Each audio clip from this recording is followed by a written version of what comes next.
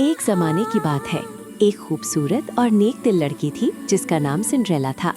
اس کی ماں کا انتقال ہو چکا تھا۔ اس کے والد نے دوسری شادی کر لی، مگر بدقسمتی سے سنڈریلا کی سوتیلی ماں بہت ظالم تھی۔ سوتیلی ماں کی 2 بیٹیاں تھیں جو بہت مغرور تھیں۔ وہ دن رات آرام کرتی، جبکہ سنڈریلا سے سارا گھر کا کام کروایا جاتا۔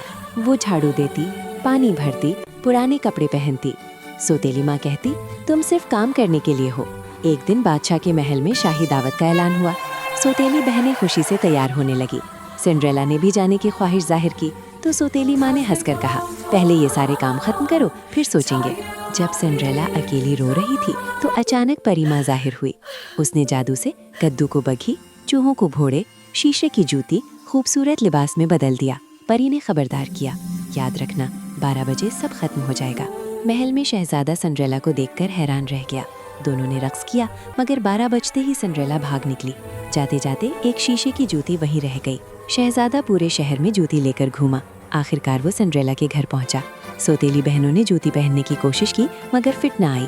جب سنڈریلا نے جوتی پہنی تو وہ بالکل پھٹ آ گئی۔ سچ سامنے آ گیا۔ شہزادہ سنڈریلا کو محل لے گیا اور اس سے شادی کر لی۔